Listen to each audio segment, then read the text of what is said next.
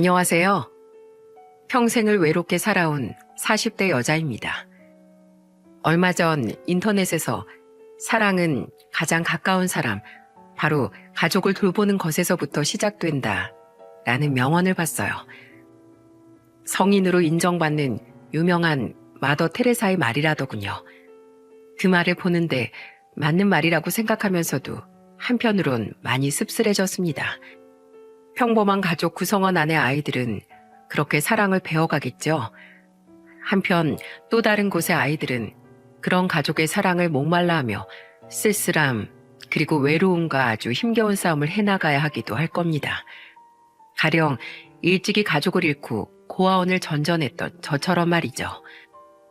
저는 우여곡절 많고 고됐던 제 인생사를 언젠가 한 번은 회고록을 정리하듯 쭉 나열해보고 누군가와 공유해보고 싶었어요. 나 이렇게 살았다. 그 힘겨운 시간에 꺾이지 않고 지금도 이렇게 우뚝 아주 당당히 서 있다. 그러니 나에게 잘했다고, 그동안 참 고생 많았다고 칭찬해달라 하고 어리광을 부리고 싶었달까요? 나이가 40이 넘은 사람이 참 유치하죠. 그래도 용기 내서 신청하게 된 제 사연을 조그만 시간을 내주시어 귀 기울여 주시면 정말 감사하겠습니다. 저는 춘천에서 태어났어요. 어릴 적이라 그땐 제가 살던 지역이 어느 곳인지 기억할 수 없었지만 혹시 길을 잃어버리면 어른들에게 보여주라며 아버지가 제게 쥐어주신 집 주소가 적힌 쪽지를 간직하고 있었기에 알 수 있었죠. 저희 엄마는 제가 2살 때 제 여동생을 낳다가 그만 돌아가셨다고 했습니다. 그렇게 엄마가 지켜낸 여동생 또한 미숙아로 태어나 채 일주일을 살지 못하고 세상을 떠났다고 하더군요. 아버지는 홀로 막노동을 하며 저를 키우셨는데 아버지는 저를 무척 예뻐해 주셨기에 저는 아버지와 함께했던 그 짧은 시간을 아주 행복한 감정으로 기억하고 있어요. 하지만 그런 아버지도 결국 10층 높이 현장에서 추락해 제 나이 5살에 그만 세상을 떠나시고 말았죠. 그리고 전 서울에서 혼자 사시던 할머니 손에 거둬졌습니다. 제 손에 남은 부모님의 흔적은 아주 어린 제가 엄마의 품에 안겨 찍었던 아버지, 엄마, 저 이렇게 3사람의 가족 사진과 아버지께 받았던 집 주소가 적힌 쪽지, 이렇게 단 2가지 뿐이었어요.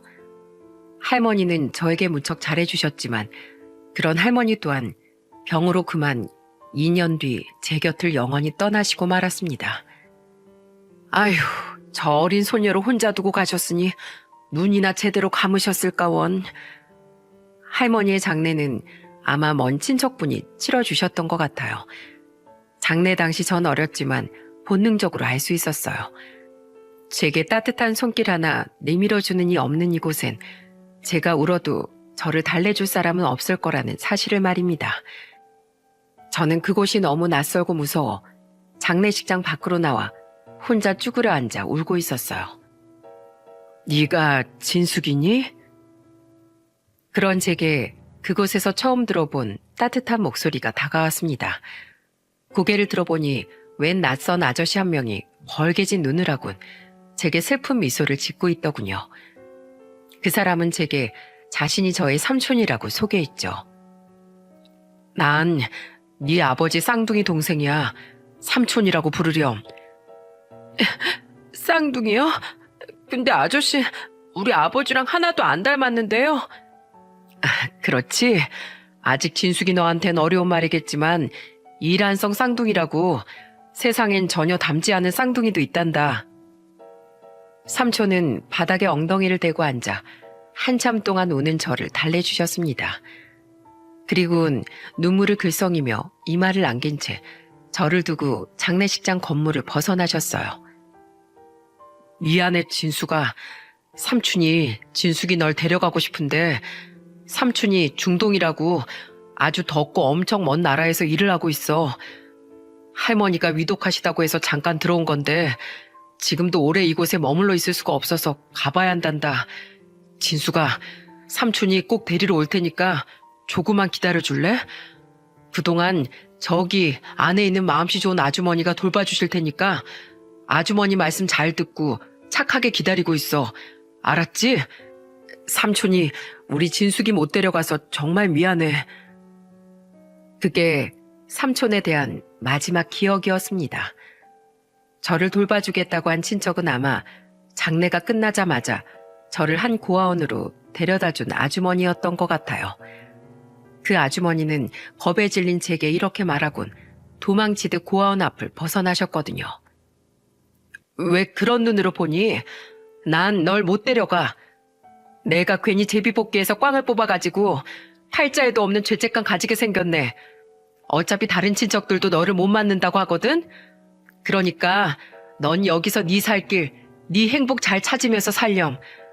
혹시 안에서 누가 물어보면 일가 친척 다 돌아가시고 아는 사람 없다 그래.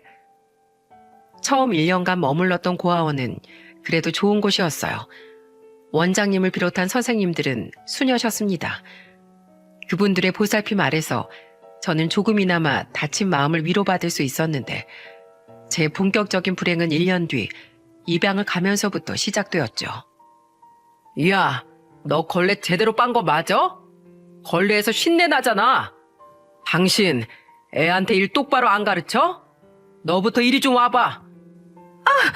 죄송해요, 여보. 제가 입양 간 집의 양아버지는 사업을 하는 사람이었는데 폭군 그 자체였습니다.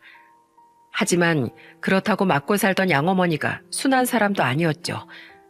양어머니는 화풀이를 바로 저에게 했었거든요. 야, 넌 그깟 빨래 하나 제대로 못해서 날 이 지경으로 만들어? 내가 너 구박한다고 나 엿먹이려고 일부러 그랬지? 이 밥버러지야. 아니에요, 어머니. 잘못했어요. 그곳에서 살던 4년이란 시간은 제게 지옥과도 같았습니다. 양부모는 저를 학교에 보내주었지만 그건 자신들의 실체를 포장하기 위한 방패막 같은 행동이었죠. 아이가 없던 양부모는 저를 자식이 아니라 가정부 대신 저렴하고 순종적인 상주 일꾼으로 쓰기 위해 데려갔던 거였으니까요. 이후 4년 뒤 양아버지가 뺑소니 사고로 세상을 떠나자 양어머니는 저를 전에 있던 고아원이 아닌 다른 고아원으로 다시 내쫓아 버리더군요. 점호 시간인데 한 명 어디 갔어? 너희들 서로서로 잘 감시하라고 했지? 너희들 다 내일 아침밥 없으니까 그런 줄 알아. 새로 간 고아원의 원장은 악마였습니다. 아이들을 서로 감시하게 만들었고 한 명이 작은 실수라도 하면 모든 고아원 아이들에게 체벌을 하고 벌을 주었죠. 때문에 아이들은 서로 의지하지도 못한 채 서로를 의심하고 원망하며 그저 밥을 먹고 청소를 하고 잠만 자는 수용소 안 죄수 같은 생활을 했어요. 그런 곳에서 살던 제가 어떻게 밝은 아이로 클 수 있었겠습니까? 어둡고 음침해져 독밖에 남지 않았던 전 학교에서 단 한 명의 친구도 만들 수 없었어요. 저를 건드린 애들을 끝까지 따라가 복수한 덕에 다행히 괴롭힘을 당하진 않았지만 저는 철저한 외톨이였죠. 성인이 되어 자립지원금을 받고 고아원에서 나온 전 비좁은 원룸에 살며 악착같이 일을 시작했습니다. 아르바이트부터 가정부일, 계단 청소에 야간 공장일까지 살기 위해 닥치는 대로 일을 했죠. 그렇게 여러 일을 전전하다 저는 기숙사가 있는 공장에 들어가게 되었는데 그곳에서 전 공장 사장님과 인연을 맺고 나이 30에 결혼을 했습니다. 이제 괜찮아. 이젠 내가 너한테 가족이 돼줄게. 네 곁엔 나쁜 사람들만 있는 게 아니라는 걸 내가 보여줄게, 진수가. 저보다 4살 많던 그 남편은 고아가 된 후 처음으로 만난 온전한 제 가족이었습니다. 저는 결혼한 후 시부모님과 함께 살게 되었는데 시부모님 또한 제 아픔을 감싸주려 노력하던 좋은 사람들이었죠. 너무 행복했어요. 제가 지금의 가족을 만나기 위해 그 힘든 세월을 견뎌왔던 거구나 하고 생각할 정도로 매일이 꿈 같았습니다. 하지만 제가 연달아 딸만 둘을 낳자 그들은 언제 그랬냐는 듯 저를 구박하기 시작했어요. 얘, 아침상이 이게 뭐냐? 어제 우리 아들이 찜닭 먹고 싶다고 한 거 못 들었어? 죄송해요, 어머님. 애들이 밤새 안 자고 번갈아 가면서 울어서 오래 걸리는 요리를 할 시간이 없었어요. 에휴, 입맛 떨어져. 마누라 한번 잘못 들였다가 배도 끊기고 밥상도 제대로 못 받아 먹게 생겼네. 남편을 포함한 시댁 식구들은 마치 저를 종부리듯 막대했습니다. 신혼 시절 저에게 보여줬던 따뜻한 미소는 어느덧 온데간데 없이 사라져 있었죠. 그래도 전 제가 조금만 더 잘하면, 더 좋은 아내가, 더 좋은 며느리가 되면 다시 가족들이 제게 따뜻하게 대해주지 않을까 하는 희망을 놓을 수가 없었어요. 처음 맛봤던 애정의 달콤함을 차마 포기할 수 없겠더라고요. 그러던 어느 날 제가 잠든 줄 알고 거실에서 시댁 식구들이 하는 이야기를 몰래 들어보니 충격적이게도 남편은 이미 한 번 결혼을 했던 사람이더군요. 아무래도 우리가 며느리 복이 없나 봐요. 전에 들였던 앤 애도 못 낳고 기만 세가지고 기집애 주제에 준태가 손찌검 한 번 했다고 집을 나가버리더니 에휴, 이번에도 애도 안 낳고 도망갈까봐 그렇게 잘해줬는데 딸 둘이 뭐랍니까? 그러게 내가 출신도 모르는 고아는 집에 들이기 싫댔잖아. 당신이나 준태나 그런 애를 들여야 말 잘 듣고 도망도 못 간다더니 얼굴만 봐도 우중충한 게 아주 기분 잡쳐서 꼴도 보기 싫어 죽겠어. 엄마, 아버지, 그래도 원래 식모살이 하는 데는 도 같은 여자니까 공짜 식모라고 생각하고 그냥 살아요. 말 잘 듣지, 조금만 잘해주면 개처럼 꼬리 흔들지.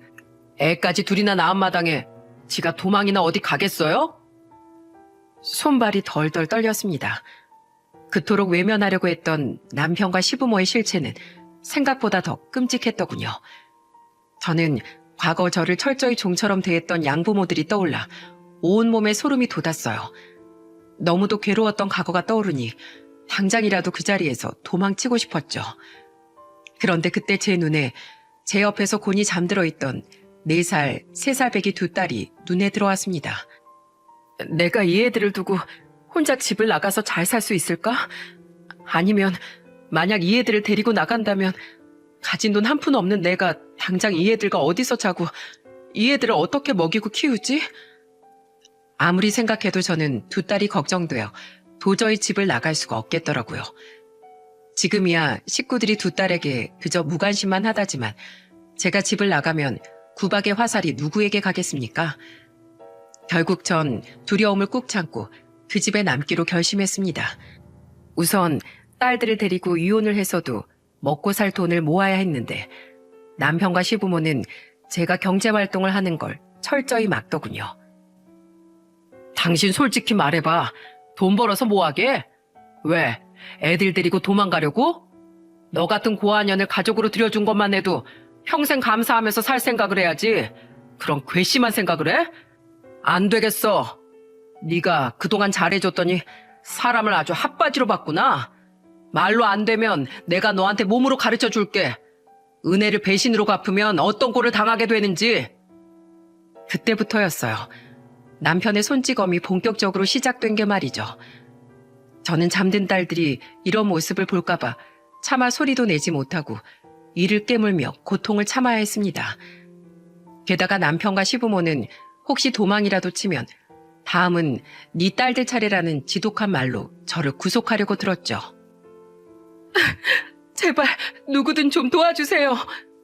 야, 누구 찾냐? 죽은 네 부모? 아니면 널 데리러 온다고 희망 고문했던 네 삼촌 혹시 아직도 기다리냐? 꿈깨.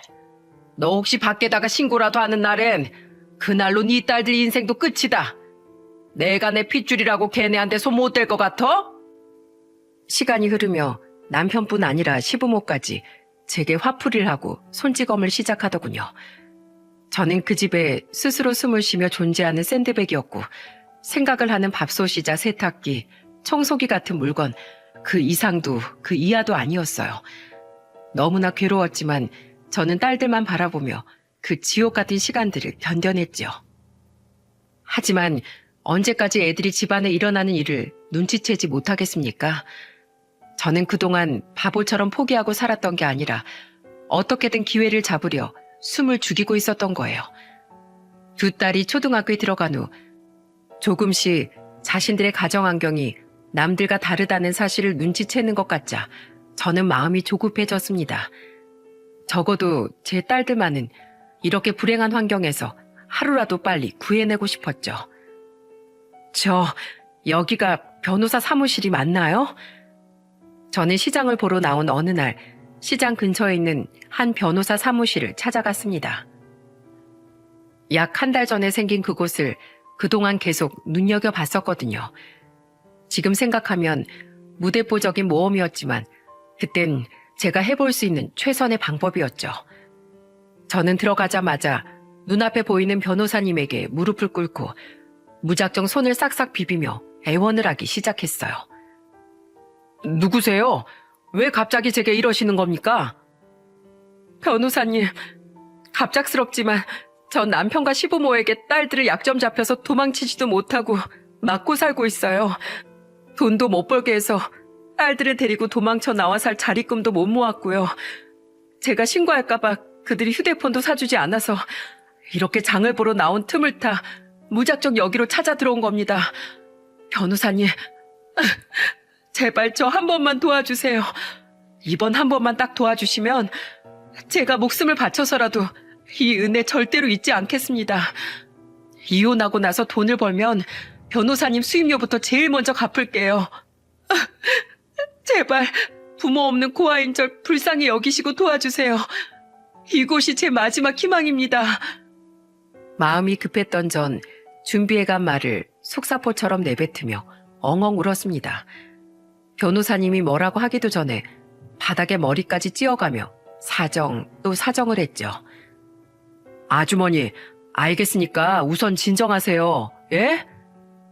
당황스러움을 감추지 못했던 젊은 변호사는 제게 의자와 따뜻한 차를 권했습니다.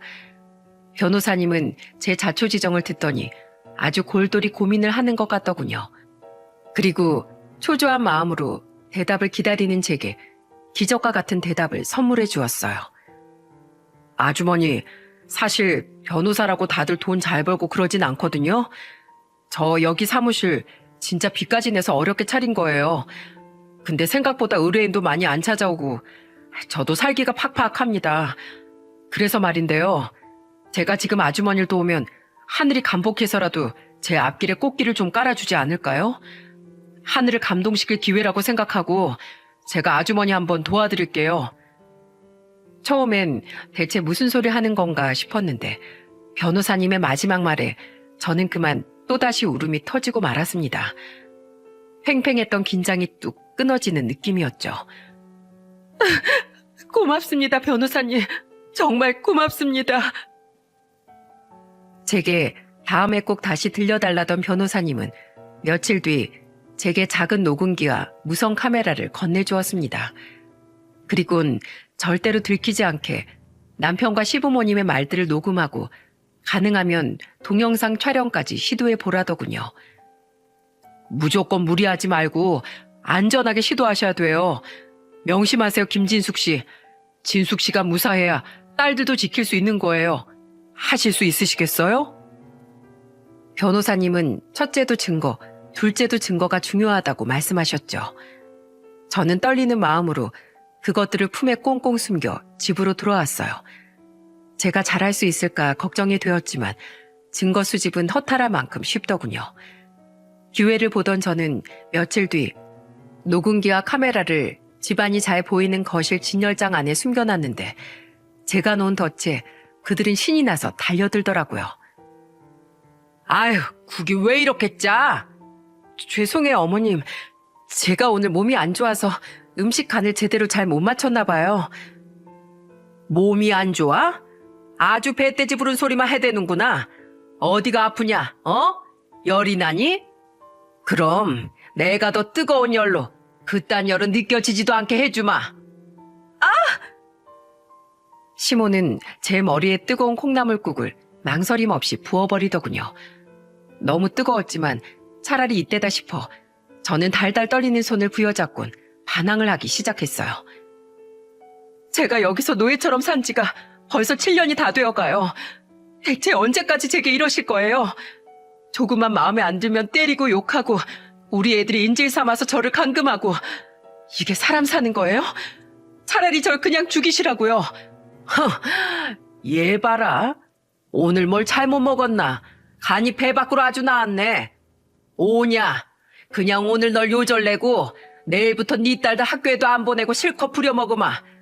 여보, 얘 말하는 것 좀 봐요. 이게 다 같은 밥상머리에서 밥 먹게 해주니까 지가 우리랑 동등한 입장인 줄 아는 거 아니야? 야, 너 이거나 받아 먹어.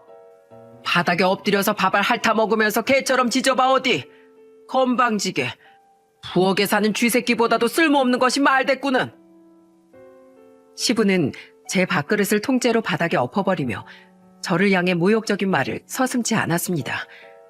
그리곤 제가 거부 의사를 밝히자 고맙게도 남편은 저에게 숟가락을 던지며 손찌검을 하고 발길질까지 시작하더군요. 안 먹어? 개면 개답게 굴어야지. 어디 복날 개패듯 한번 맞아봐라. 야, 니들은 뭘 질질 짜고 있어? 밥 안 처먹을 거면 냉큼 밖으로 꺼져버려. 재수없는 계집애들이 어찌 클수록 지 엄마를 쏙 빼닮아. 빨리 꺼져. 그러더니 남편은 무서워서 엉엉 울기 시작한 제 딸들을 윽박지르며 방으로 쫓아내 버리더라고요. 다음 날 저는 여전히 울먹이던 딸들을 달래 학교에 보낸 뒤 밤새 몰래 싸뒀던 짐을 들고 도망치듯 그 집을 벗어났습니다. 한쪽 다리를 다쳐 절뚝거리면서도 다급한 발걸음을 멈추지 않았죠. 그리곤 그 길로 변호사 사무실로 향했는데 엉망진창이 된 제 꼴을 본 변호사님은 경악을 감추지 못하더군요. 저는 그런 변호사님에게 반쯤 웃고 반쯤 우는 목소리로 이렇게 말했습니다. 저 증거 전부 가지고 왔어요, 변호사님. 저 이제 그 사람들 벌 줄 수 있나요? 이제 이혼도 할 수 있는 거죠? 변호사님은 눈물을 애써 닦으며 저를 차에 태우고 저희 딸들이 다니는 학교로 곧장 향했습니다. 다른 것보다 제가 도망간 사실을 언제 시부모와 남편이 알아차릴지 몰라 아이들부터 피신시켜야겠다고 생각했거든요. 저는 딸들을 조퇴시킨 후 다시 차에 올라탔고 변호사님은 그런 저를 태우고 병원에 가서 상해 진단서를 끊어주었죠. 다친 상처 사진들 전부 다 찍어서 제게 보내주세요. 이건 저희 집에 있던 휴대폰 공기계인데 제 아내의 예전 휴대폰이에요. 좀 오래됐어도 개통하고 쓰실만 할 겁니다. 이후 저는 아이들과 함께 나라에서 운영하는 긴급 피난처에 잠시 머물다가 이후엔 한 피해 여성 쉼터에 들어가 생활을 할 수 있었습니다.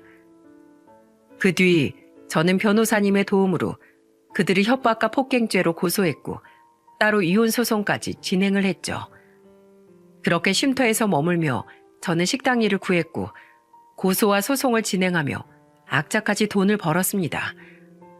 그렇게 저는 석 달 뒤 아주 작은 반지하 원룸을 구해 아이들을 데리고 쉼터를 나왔고 보잘것없는 그 집에 이사간 첫날 우리 세 식구는 초코파이에 초를 붙여서 조촐한 축하 파티도 열었답니다. 반짝이는 초와 환하게 웃으며 박수치는 두 딸의 모습을 보니 그동안의 힘든 나날들이 주마등처럼 떠오르며 그만 눈물이 터지고 말았죠. 변호사님의 도움으로 우린 그 세 사람에게 접근 금지 신청을 할 수 있었고 시간이 조금 걸리긴 했지만 저는 모든 소송에서 승소했습니다. 우선 남편은 처벌 수위가 높은 배우자 폭행을 상습으로 행했다는 것과 폭행 수위가 높은 점, 그리고 협박죄 등이 적용되어 2년 2개월의 실형을 선고받았어요. 그리고 같은 죄목으로 시모는 징역 7개월을, 시부는 벌금형을 받게 되었죠. 그리고 저는 이혼을 하며 재산 분할과 함께 친권과 양육권 또한 가져왔고 별개로 소송을 건 위자료 청구 또한 받아들여져 위자료 또한 받을 수 있었습니다. 실형을 받은 남편은 법정임에도 아랑곳 않고 저에게 고래고래 소리를 질러대더군요. 이 은혜도 모르는 년아, 넌 내가 여기서 나가면 가만두지 않을 거야. 아니, 내가 당신을 가만 안 둘 거야. 감히 내 인생과 내 딸들의 유년 시절을 망친 당신들, 또 한 번 내 앞에 나타나면 그땐 내가 지옥을 보여줄 거라고. 사실 말은 그렇게 했지만 그동안 당하고 산 세월이 얼만데 그 말이 무섭지 않았겠습니까? 이혼을 한 후 저는 분할받은 재산으로 다른 지역에 방 2개짜리 빌라를 구해 이사를 결정하게 되었어요. 저는 떠나기 전 변호사님에게 수임료의 2배를 드리려고 했는데 변호사님은 극구 제 마음을 거절하시더군요. 딱 정해진 수입료랑 녹음기, 카메라, 휴대폰 공기계값만 받겠습니다. 이럼 공평하죠? 선불해서 후불로 수입료를 받았을 뿐 변호사로서의 제 일은 변함이 없었으니까요. 저 미래를 포기하지 않고 저에게 무작정 찾아와 애원하셨던 진숙 씨의 용기에 정말 감탄했어요.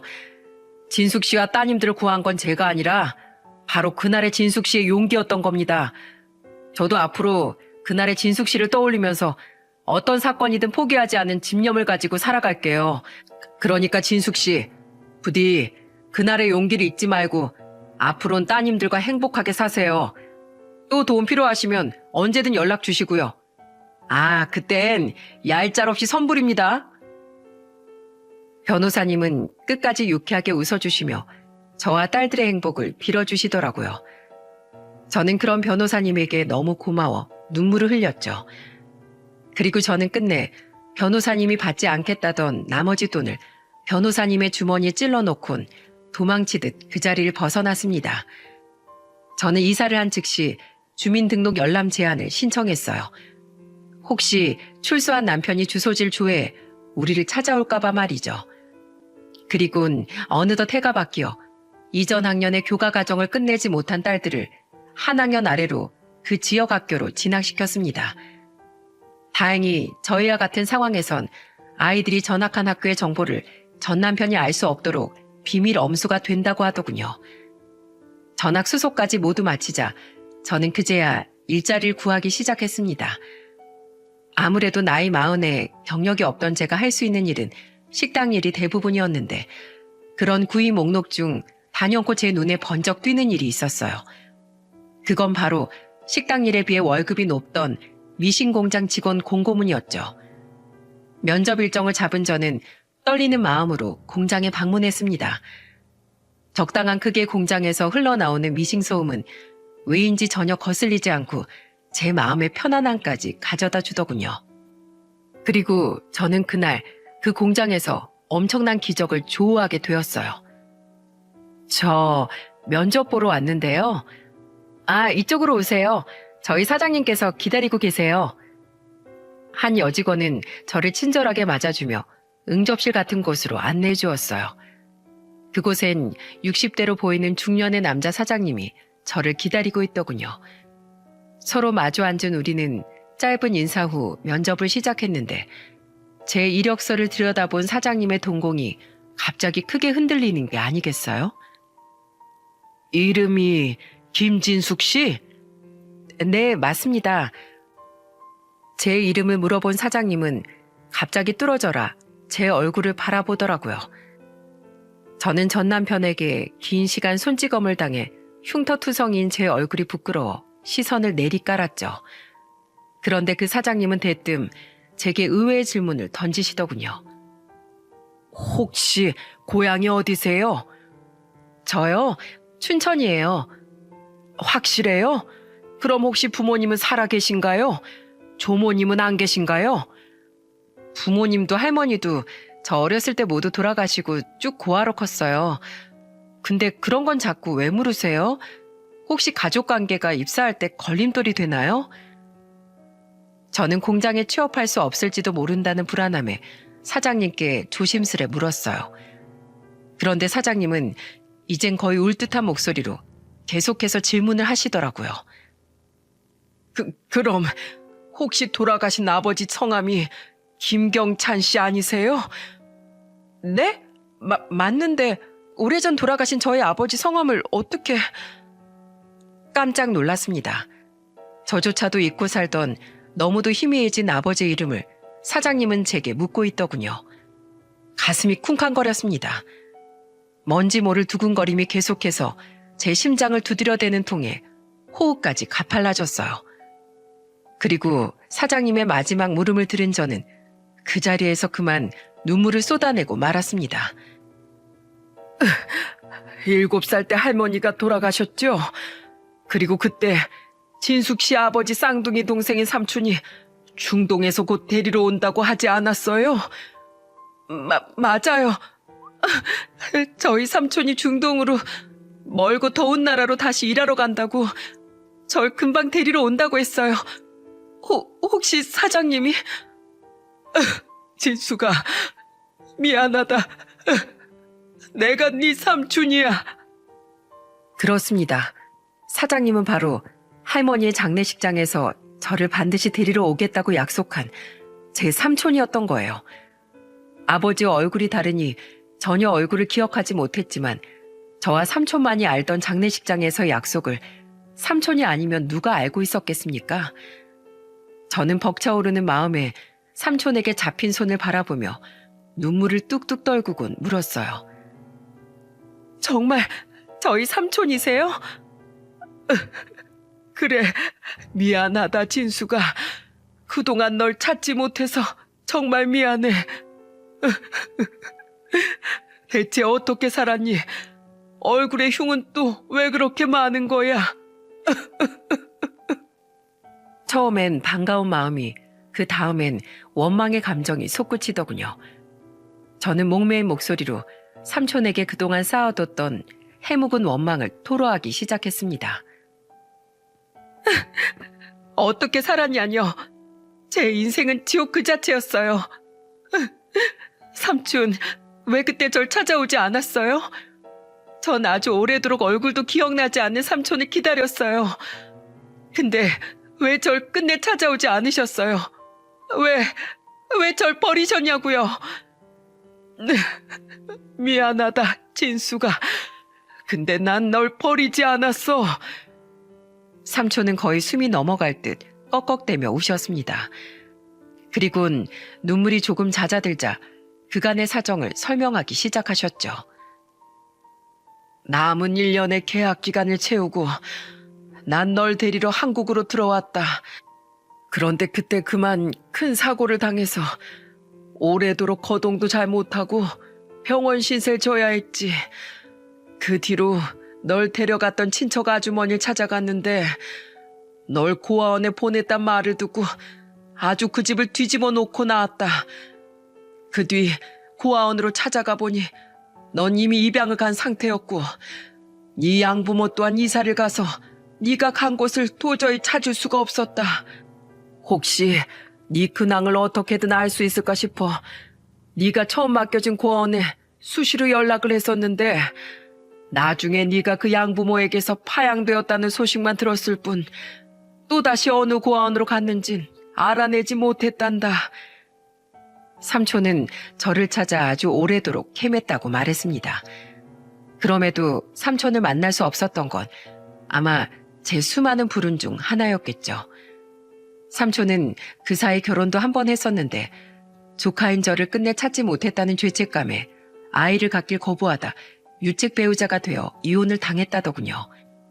그리곤 그 뒤로 돈만 벌며 쓸쓸하게 살다가 이곳에 터를 잡고 미신 공장을 차린 지 10년이 넘으셨다고 하더라고요. 부디 네가 어디선가 제발 불행하게 살고 있지만 않기를, 내 걱정 따위 무색하게 행복하게 살고 있길 간절히 바랬다. 근데 진숙이 네 얼굴이 대체 왜 이러는 거냐? 결혼은 했어? 아이는 있고? 삼촌은 다시 눈물을 흘리며 제 얼굴을 손으로 쓰다듬으시더군요. 저는 그토록 기다렸던 삼촌이 저를 버리지 않았다는 안도감과 나이 40에 다시 가족을 찾았다는 기쁨에 눈물을 흘렸습니다. 그리곤 눈물 없이 들을 수 없는 그동안의 제 인생에 대해 삼촌에게 천천히 아주 오래도록 털어놓게 되었죠. 내가 그때 널 그 장례식장에 그냥 두고 가서 이런 일이 생긴 게다. 그깟 일 따위 전부 버려두고 난 너부터 챙겼어야 했어. 미안하다 진수가. 이게 다 바보 같은 내 탓이야. 아니에요 삼촌. 삼촌을 잠시 원망했던 건 사실이지만 제 팔자가 사나웠던 게 왜 삼촌 탓이겠어요. 보고 싶었어요 삼촌. 저는 세상 모든 사람들이 다 저를 버린 줄 알았는데 절 끝까지 이렇게 잊지 않고 살아주셔서 정말 감사해요. 그렇게 삼촌과 전 오래도록 서로를 끌어안고 그동안의 그리움을 눈물로 흘려보냈습니다. 삼촌은 분명 제 아버지가 아니건만 삼촌의 품에선 오래전 돌아가신 제 아버지의 향기가 느껴졌죠. 저는 그렇게 고아가 된 지 30년 만에 다시 잃어버린 가족을 찾을 수 있었어요. 그날 저녁 저는 두 딸을 데리고 다시 삼촌을 만나게 되었습니다. 두 딸은 겁먹은 표정으로 삼촌을 바라봤는데 저는 그런 딸들에게 다정한 목소리로 삼촌을 소개해 주었어요. 삼촌, 제 딸들이에요.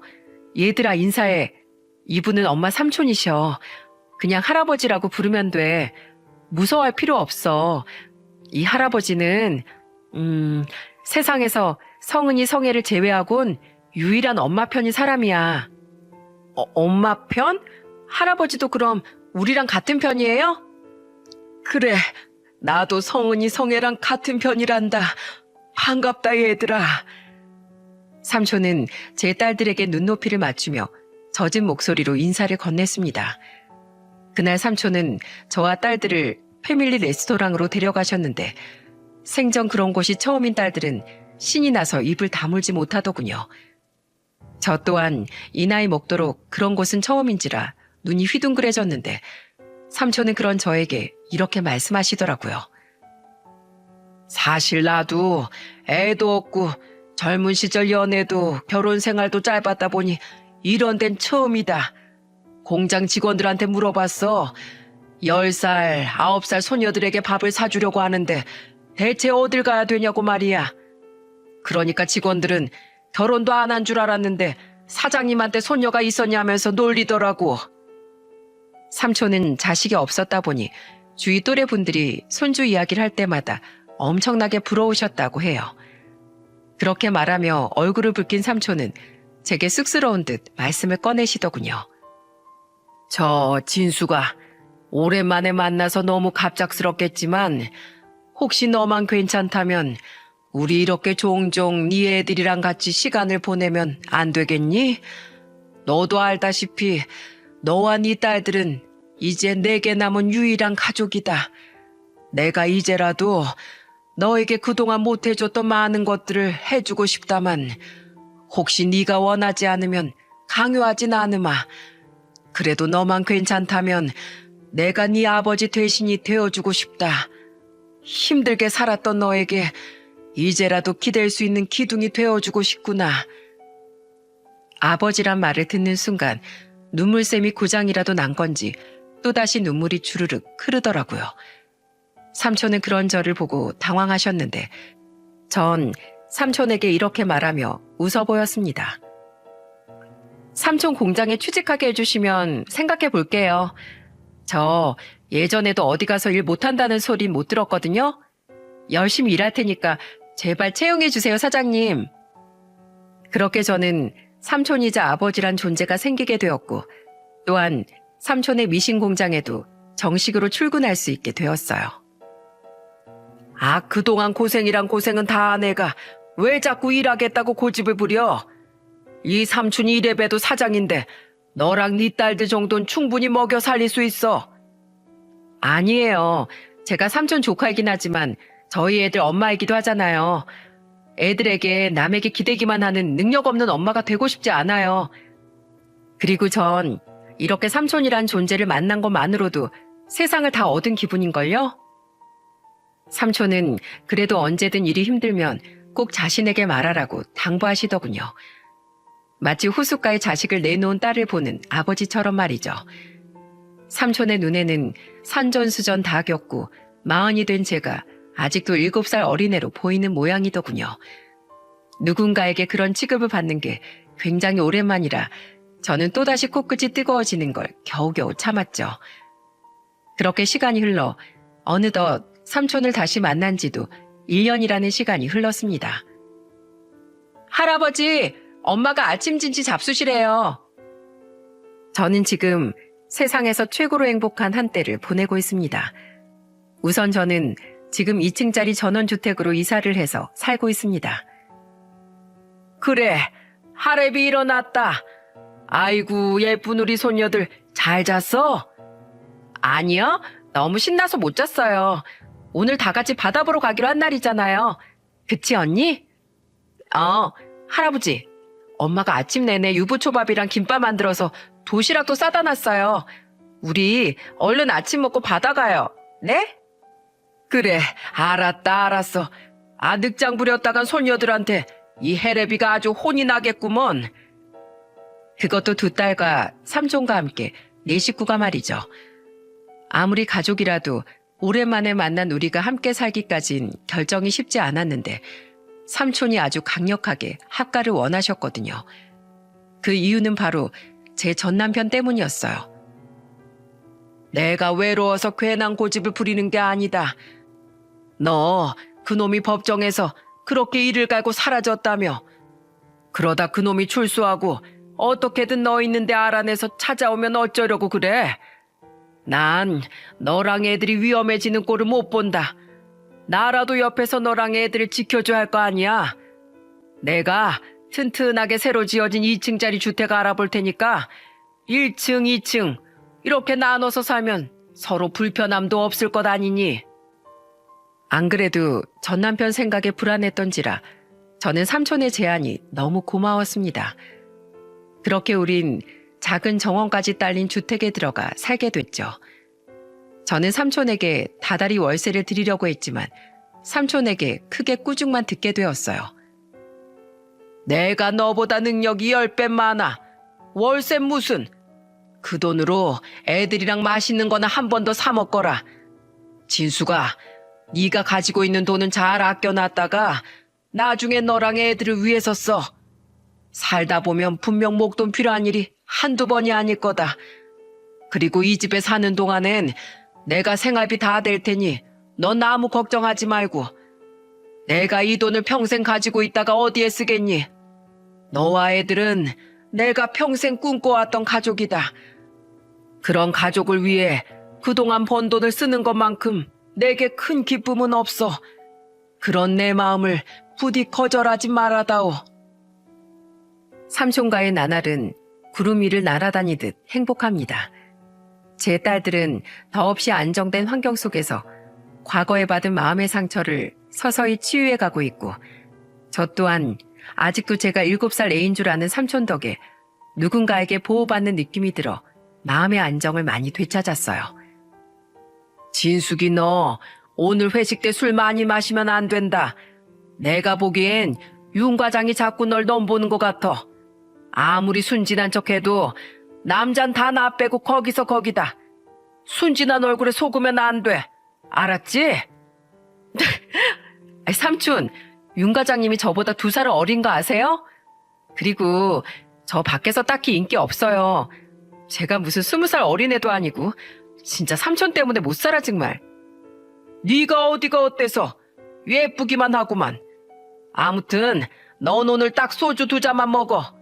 나머진 이 삼촌이 다 흑기사 해줄 테니까. 저희 삼촌 참 귀여우시죠? 얼굴에 흉만 잔뜩 찐 제가 뭐가 예쁘다고요. 제발 공장에서만큼은 저런 말씀 좀 하시지 말라고 저는 매일같이 삼촌의 입단속을 하느라 진땀을 뺀답니다. 그리고 얼마 전 저는 삼촌과 함께 변호사님을 찾아뵀어요. 제 이야기를 들은 삼촌이 꼭 변호사님을 만나 뵙고 싶어 하셨거든요. 제게 삼촌을 만나게 된 경위를 듣게 된 변호사님은 놀라움을 감추지 못하시더군요. 우리 진숙일 그 지옥에서 꺼내주셨다고 들었습니다. 정말 감사드립니다, 변호사님. 제가 꼭 살해를 하고 싶은데요. 이야, 정말 대단하십니다, 진숙 씨. 끝까지 삶을 포기하지 않으니 이런 기적을 이뤄내신 거잖아요. 그리고 삼촌분, 그때도 말씀드렸다시피 저는 그냥 변호사로서의 소임을 다했을 뿐입니다. 전 수임료도 또 그만한 대가도 충분히 받았는걸요. 굳이 저에게 살해를 하고 싶으시다면 부디 저 말고 진숙 씨와 같은 아픔을 가지고 있는 분들에게 기부를 하시는 건 어떨까요?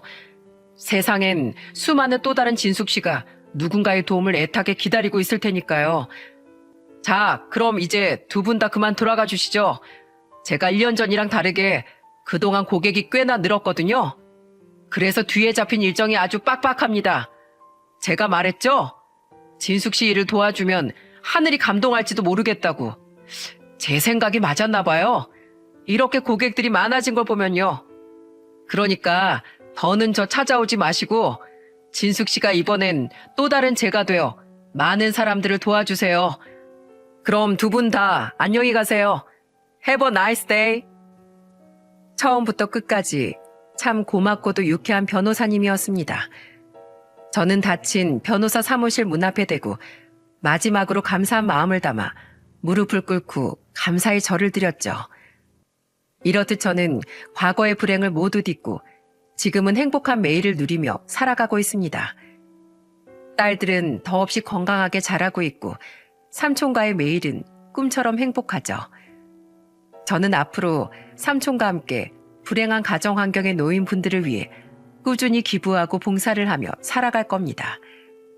변호사님의 말씀처럼 그것이 제가 변호사님께 받은 은혜를 갚을 수 있는 가장 올바른 길이라고 생각하니까요.